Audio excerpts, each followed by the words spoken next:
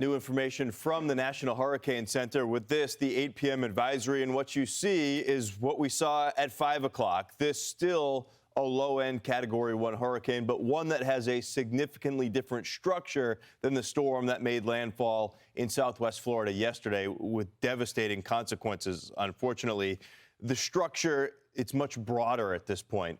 Overall, less emphasis here on hurricane, tropical storm. It's got some hybrid characteristics of a storm that you would see farther off to the north. Storms that gather some of their energy from differences in temperature and pressure between different air masses. Storms with fronts like a nor'easter. This one is now a hybrid. You've got that center of circulation. It's still a warm core low. You've got some of those thunderstorms associated with that low-level center, and it's tapping into some of those warm sea surface temperatures below it since it reemerged out into the Atlantic. Those are Gulf Stream waters. It's very warm, and that's what's allowed Ian to intensify just a little bit. But overall, whether we see a slight intensification or Ian just maintains the intensity it's at right now, the circumstances are similar. The overall results that we'll see moving through the overnight hours tonight and throughout the day on Friday. For the time being, you see the shape of the coastline, the shape of this storm, which is effectively naked on its southern and eastern side at this point because of dry air that's wrapped into the circulation.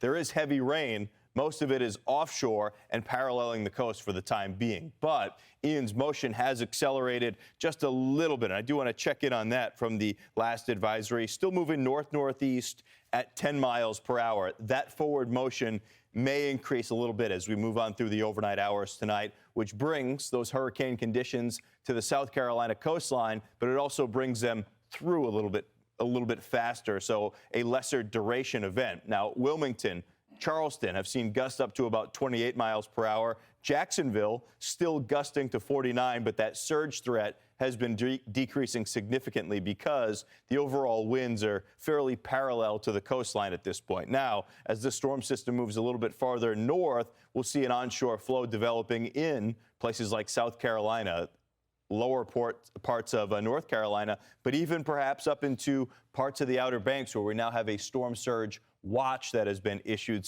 I'm Amy Freeze. Welcome to Fox Weather's YouTube page. We have more great videos on the way, so make sure to subscribe to stay updated on all things weather.